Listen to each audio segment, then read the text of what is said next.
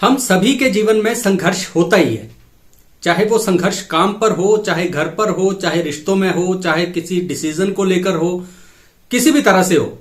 हर एक इंसान के जीवन में संघर्ष है और ये जो संघर्ष होता है वो इंसान को निचोड़ के रख देता है।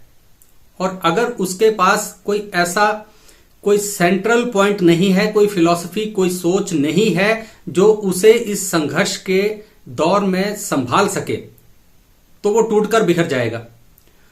और इसीलिए आज हम स्टोइसिज्म की बात करने वाले हैं, स्टोइक फिलॉसफी की बात करने वाले हैं, जो हमें संघर्षों में कैसे अपने आप को बिखरने नहीं देना है, कैसे संघर्षों के बीच भी खुश रहना है, आगे बढ़ते चले जाना है।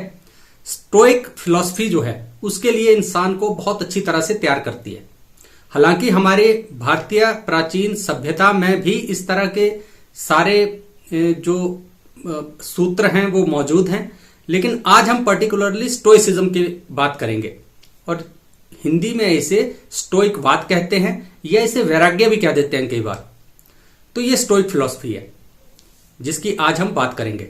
और इसलिए आप हमारे इस चैनल को आज सब्सक्राइब कर लीजिए, क्योंकि अपने इस चैनल पर क्वेस्ट टीचर पर हम किसी न किसी नई क्वेस्ट पे निकलते रहते हैं और जीवन से संबंधित बहुत सारी ऐसी बातों पर विचार करते हैं जिनका विचार किसी भी इंसान को जरूर करना चाहिए। तो आप ऐसा विचार करने के लिए हमारे इस चैनल को सब्सक्राइब कर सकते हैं। चलिए स्टोइसिज्म की बात करते हैं। अच्छा, स्टोइक फिलॉसफी जो है ना, उसका संबंध जो है, या ये कह लीजिए कि स्टोइक फिलॉसफी की जो फाउंडर थे वो ज़ेनो नाम के एक व्यक्ति थे, जो कि प्राचीन यूनान से संबंध रखते थे। कहा जाता है कि एक बार जो ज़ेनो हैं वो क्योंकि व्यापारी थे, वो अपने समुद्री जहाज में कहीं जा रहे थे और मार्ग में उनको बहुत बड़ा एक तूफान का सामना करना पड़ गया, जिससे शिपरैक हो गया। उनकी जो जहाज था वो टूट गया, बिखर गया। सारा जो उनका सामान था, उम्र भर की कमाई थी, वो सारी उनकी लुट पिट गई। किसी तरह से वो जीवित बच गए। जब वो जीवित बच गए और उसके बाद उन्होंने अपने पूरी उम्र की कमाई को लुटते हुए देखा, तो उनको लगा कि यार जीवन है क्या, क्षण भंगुर है, इसमें इंसान जो मर्जी कुछ भी हो, वो कुछ चंद मिनटों में, चंद सेकंडों में वो दिवालिया हो सकता है, उसका जीवन जो है पूरी तरह से पलट सकता है। तो उन्होंने स्टोइक फिलॉसफी की शुरुआत की। वो स्टोइसिज्म के फाउंडर कहे जाते हैं ज़ेनो।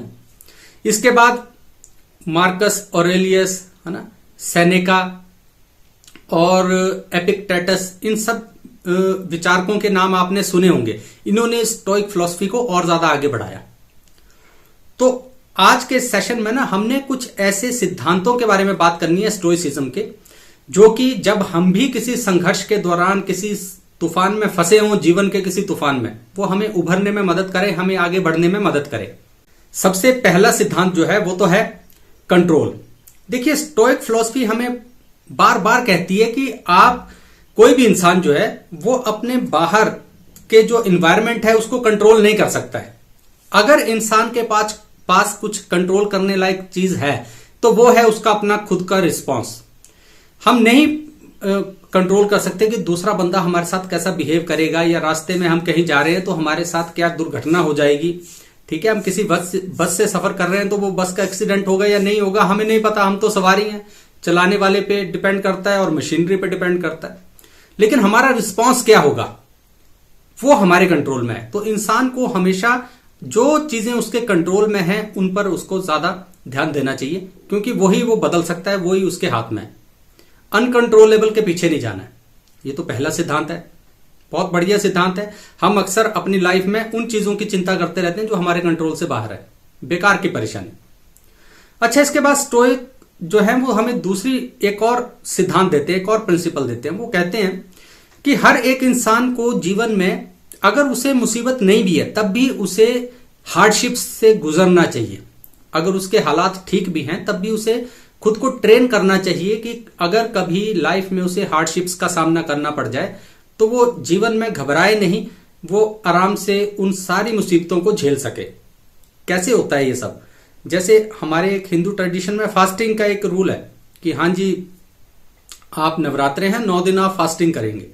तो ऐसा थोड़ा ना है कि आपके पास खाने पीने का कोई कमी है या सामान नहीं है खाने पीने का, लेकिन आप उसको फेथ के साथ जोड़कर या किसी भी तरह से फास्टिंग कर रहे हैं कि मैं आज एक ही वक्त खाना खाऊंगा या नहीं खाऊंगा या सिर्फ पानी पीकर ही गुजारा करूंगा, कुछ इस तरह की बातें, ये हार्डशिप्स हैं। अगर हर एक इंसान खुद को हार्डशिप्स में डाले जबकि उसको जरूरत नहीं है, तो वो खुद को प्रिपेयर कर लेगा तब के लिए जब उसको एक्चुअल में हार्डशिप्स आएंगी, तो उसे इतना बुरा नहीं लगेगा। इसके बाद तीसरा सिद्धांत स्टोइक देते हैं माइंडसेट का, कि देखिए जो इंसान का माइंडसेट है वो ऐसा होना चाहिए कि उसे जो भी उसके डे टू डे लाइफ में कुछ छोटे मोटी बातें हो रही हैं जिनके लिए वो इतना परेशान है कि यार आज इसने मुझसे ढंग से बात नहीं की, आज मेरे ऊपर चिल्ला क्यों गया, आज मेरी उसके साथ बहस हो गई, ऐसी छोटी छोटी बातें, उनको ज्यादा नहीं सोचना चाहिए। स्टोइक फिलॉसफी कहती है, वो कहते हैं कि अगर आप लार्जर स्कीम ऑफ थिंग्स में देखें, जीवन को एक बहुत बड़े परिदृश्य में देखें, तो छोटी बातें मायने रखती नहीं है।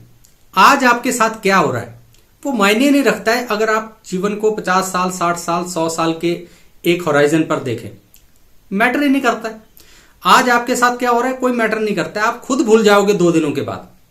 लेकिन इंसान जो है वो आज अभी मेरे साथ क्या हो रहा है, किसी ने क्या कह दिया, उस बात को दिमाग में लेकर चले जा रहा है। 4 दिन वो बात उसके दिमाग में है, ना वो सो रहा है, ना वो खा रहा है, ना वो पी रहा है, कुछ नहीं कर रहा है, अपना बीपी बेकार में बढ़ाए जा रहा है। लेकिन अगर वो अपना माइंडसेट चेंज करे, अपना पर्सपेक्टिव चेंज करे और ये देखे कि यार जो हुआ वो आज से 10 साल के बाद कितना जरूरी रह जाएगा, उसकी क्या वैल्यू, क्या अहमियत होगी उसकी मेरी लाइफ में, कुछ भी नहीं।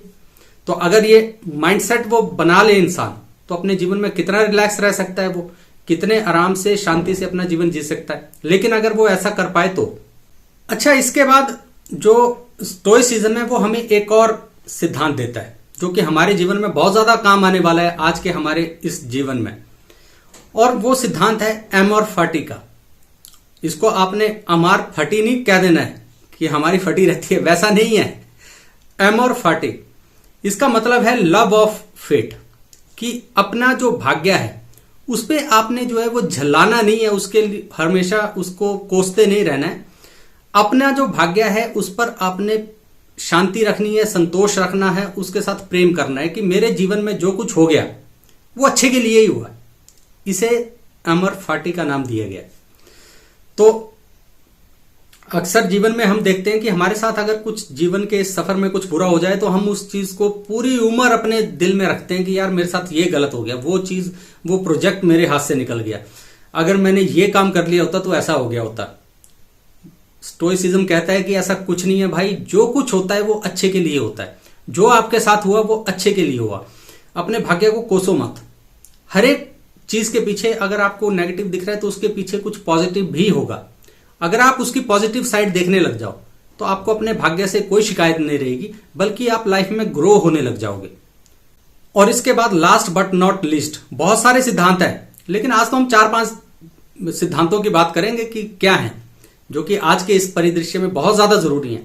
लास्ट बट नॉट लीस्ट जो सिद्धांत है वो है इनर फोर्ट्रेस का, कि भाई आप खुद में इतने मजबूत होने चाहिए कि कोई भी दूसरा बंदा जो है वो आपको परेशान कर ही ना पाए, वो आपको परेशान ना कर पाए।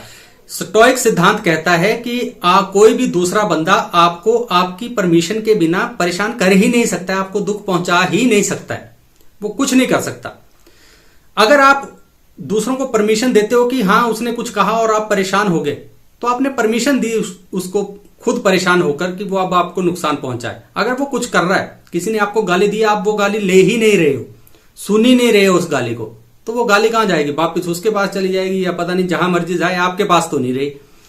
तो मतलब अगर आप परमिशन दो किसी दूसरे बंदे को, वो आपको तभी हर्ट कर सकता है, अदरवाइज वो हर्ट आपको कभी कर ही नहीं सकता है, वो जितनी मर्जी कोशिश कर ले, क्योंकि आपके ऊपर कोई उसका प्रभाव ही नहीं पड़ रहा है।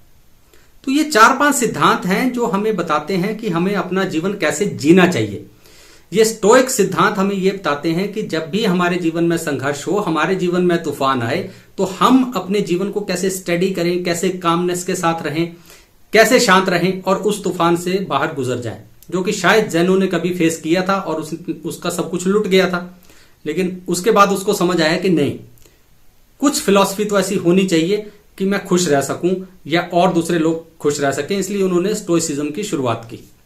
तो हम भी इन सारे सिद्धांतों से फायदा उठाकर अपने जीवन को और ज्यादा बेहतर बना सकते हैं, जो कि हमें बनाना भी चाहिए। तो उम्मीद है आप भी इन सब बातों को अपने जीवन में अप्लाई करेंगे और अपना जीवन बहुत बढ़िया तरीके से जिएंगे। और अगर आपको लगता है कि आज के इस वीडियो में कुछ आपको ऐसी सीखने वाली चीज मिली है या किसी दूसरे का फायदा हो सकता है, तो आप इस वीडियो को शेयर जरूर कीजिए उन लोगों के साथ जिनको इस वीडियो से कुछ फायदा मिल सकता है।